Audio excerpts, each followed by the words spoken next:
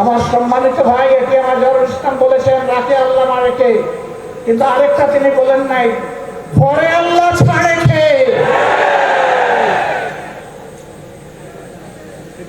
আল্লাহ তাআলা সহজে ধরেন না, কিন্তু ধরা খাইলে তার চঙ্গল থেকে কেউ বাঁচে না। মহান মাবুদের দরবারে হাজার শুকরিয়া।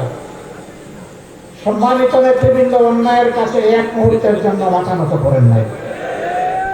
আল্লাহর দেওয়া সম্মানের মাথা বারবার লুকিয়ে পড়েছেন, মাটিতে নত করেছেন, কিন্তু দুনিয়ার কোনো অপশক্তির চক প্রাঙ্গানিকে তার পরোয়া করেন নাই।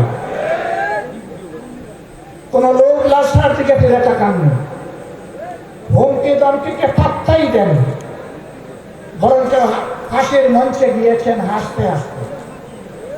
কারণ তারা জানেন যে অভিযোগ তাদের বিরুদ্ধে করা হয়েছে এটি 16 আনা মিথ্যা।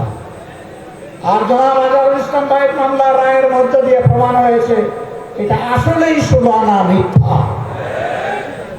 তারা যদি বেঁচে থাকতেন আমরা আদালতের আশ্রয় নিতাম, আমরা নিশ্চিত একই ন্যায় বিচার একই রায় আমরা পেতাম। কোনো আফসোস নাই, কোনো আফসোস নাই।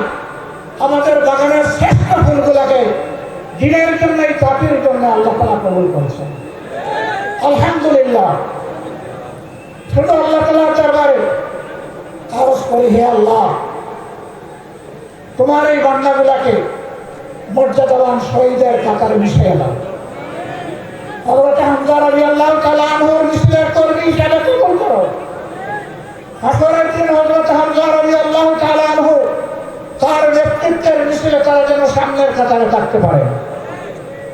আমার সম্মানিত ভাইরা, তারা জীবন দিয়ে শিখিয়ে গেছেন দেশকে ভালোবাসলে, মানুষকে ভালোবাসলে, আল্লাহকে ভালোবাসলে আর কাউকে ভয় করতে নাই। সুতরাং জীবন দেওয়ার জন্য প্রস্তুত হও, লড়াই চালিয়ে যাও।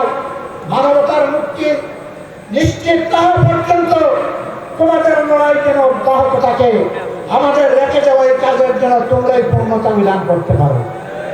মহান আল্লাহর দরবারে সেই দোয়া করছি।